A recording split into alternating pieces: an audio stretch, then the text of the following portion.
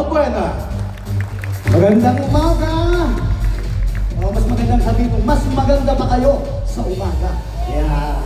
Ay, tatampo yung mga lalaki. Sige, mas gwapo rin kayo sa umaga. Tahimik ka.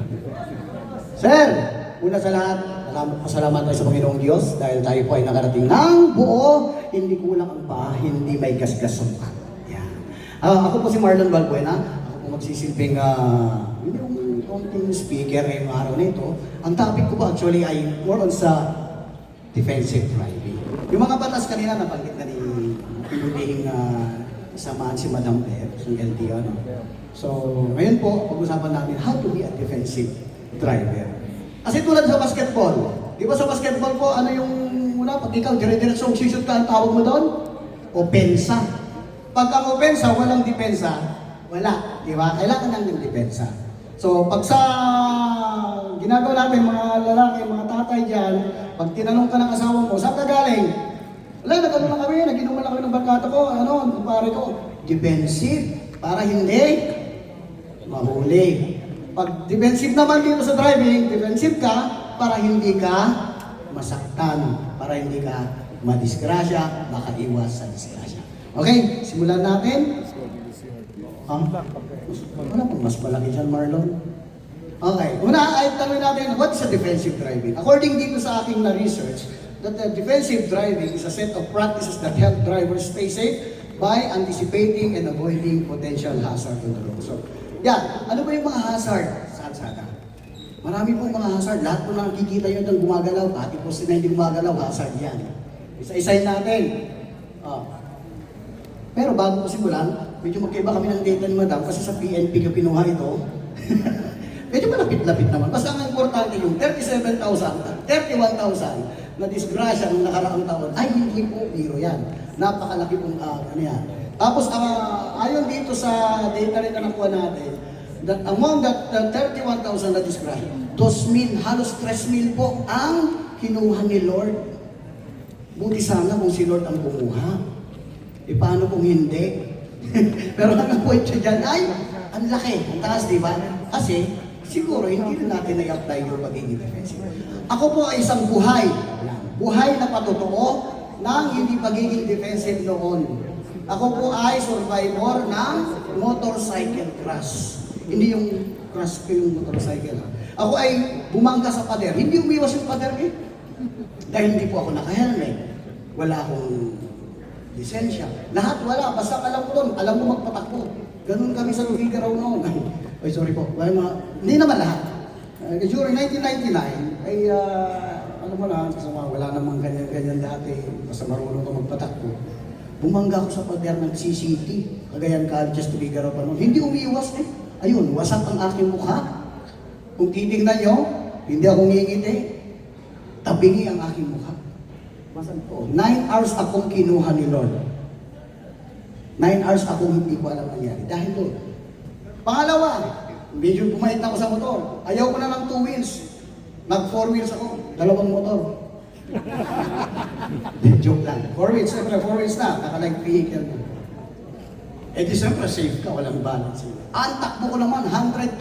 Hindi yung 120 ang andar ha. Hindi yung 120 ang andar. 20 ang takbo. 100 ang andar pala, 20 ang takbo. Talagang 120 ang takbo. Salamat ako sa Diyos. At na-develop yung seatbelt. Kung walang seatbelt, malamang sa malamang, wala ako dito ngayon. Malakpak. Thank you. Thank you. Yan. So, lahat po ito, these are common hazards on the road. Lahat po ito, common hazards yung mga pedestrian, mga naglalakad yan, hazard din yan. Kaya ingat tayo pag nagmamaneho tayo. Kasi hindi natin minsan alam yung actions nila eh. Minsan naglalakad lang, mga estudyante, nagtutulak ka, may pagkagalan pa. Hindi pag natulak, ikaw naman sa cellphone, hindi mo nakita, mababa ka mo. Ano pa yung pinakaano dito sa yung abala?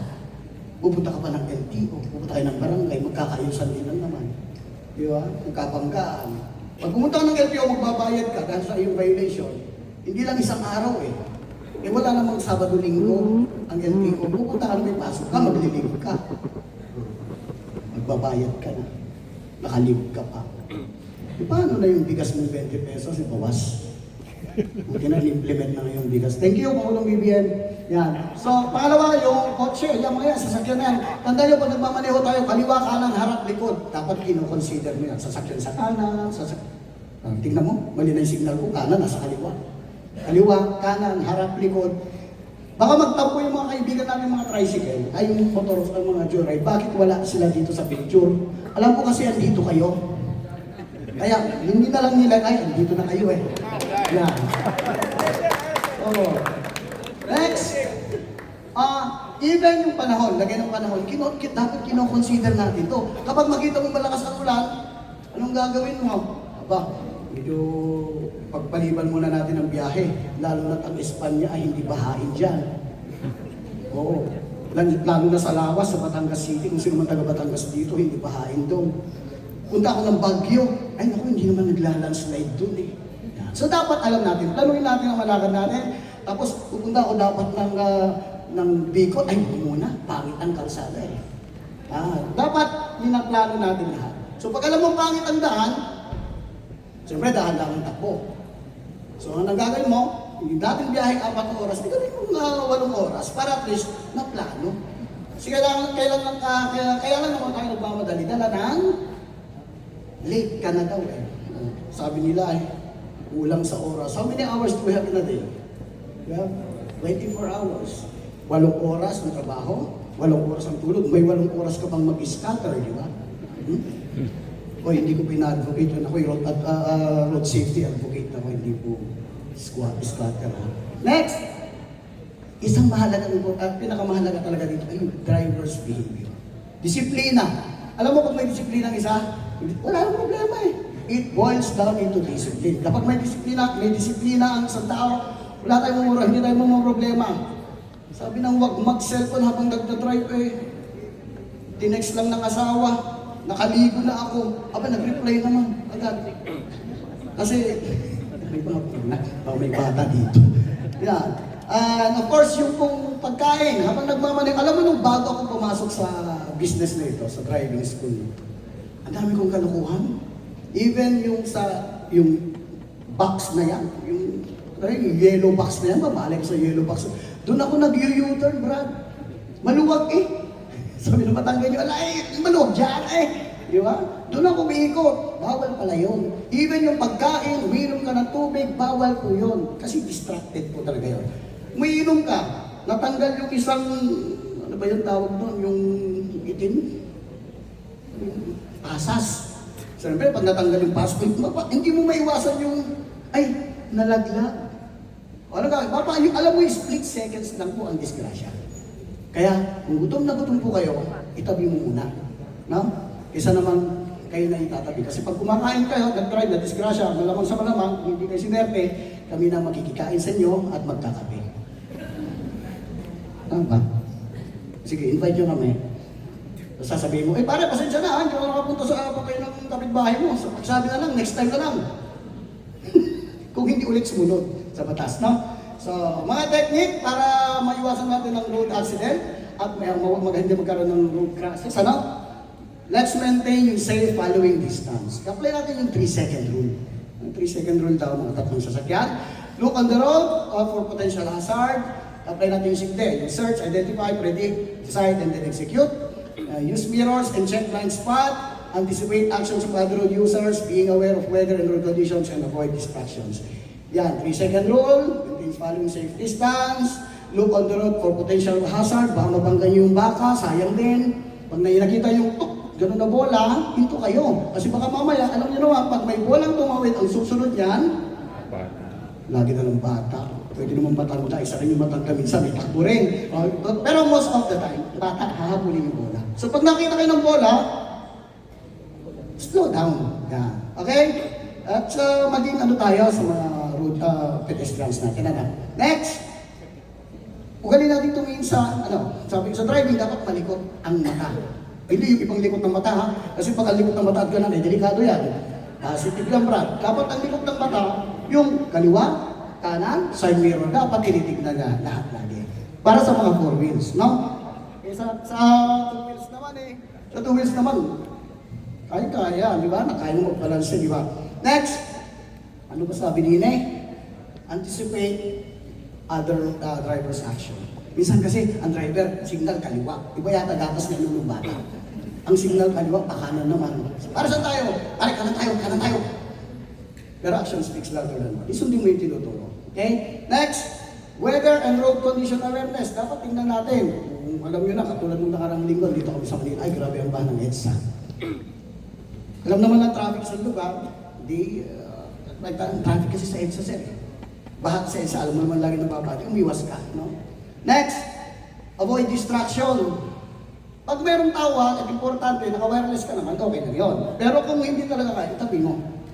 Next, strategies on defensive driving. You manage your speed. Ang takbo natin, expressway, ano ba takbo sa expressway? Maximum 100. Tapos ang sa mga light vehicles. Kung dating sa bus, 80. So 180 plus 60. 60 naman yung minimum. Aba, ang takbo 240. Plus 60 plus 80 plus 100. Okay. So dapat sundin lang po natin yung speed, okay? Sa mga dito, according dito sa sa type of road, ayan, 80 kilometers, 40 kilometers. Sa mga city and municipal streets, dapat 30 kilometers lang. Sa mga crowded streets, 20 kilometers per hour para ka nang naglalakad. So gawin mo, i-park mo na lang, maglakad ka na lang. Okay? Next, use properly and correctly ang signal. Pag yun, nabanggit ko na kanina. O, yung mga drivers dito, alam niyo ba, pag tinaas ko kamay ko, nilabas ko ang kamay ko, saan tayo pupunta? Kanan. Dito, kaliwa. Pag binaba ko, yan.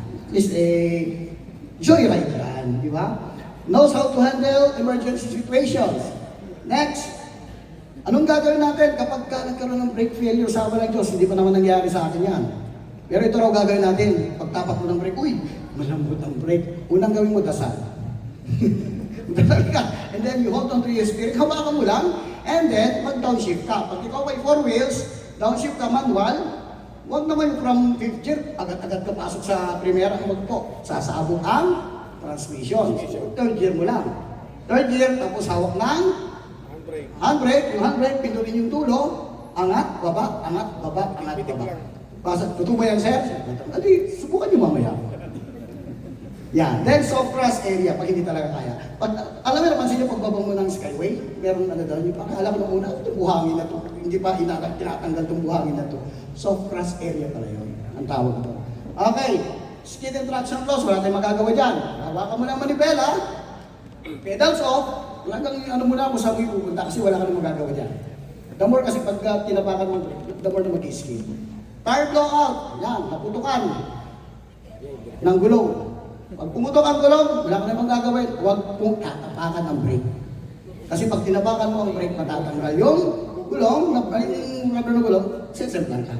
So pag pumutok ang gulong, taas lang ng hawak na manibela, hihinto po sa'yo, wala nang hangin yan eh.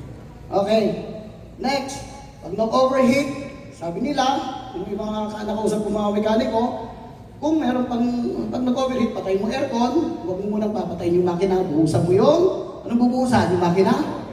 Yung radiator. Yung radiator, pag lumamig, iikot yun sa makina ng ganun, ay mag-cool down, saka mo lang siya papatayin. Huwag mo rin bubuksan yung radiator ka habang mainit. Dahil kung maitim ka, sigurado puputi ka. Okay, road courtesy and discipline. Dapat you respect traffic laws and behave respectfully on the road. Next, road courtesy, kailangan natin yan. Road discipline, kailangan natin yan. Kasi sabi ko nga, pag may disiplina, may courtesya, wala pong gulo sa kalsada. Next, alam na natin, no? Be a lifesaver, sabi nga nila. And drive safely. Sana muli magkikita pa tayong buo-buo sa mga susunod nating pagtitipon. Maraming salamat po. Maraming salamat, Mr.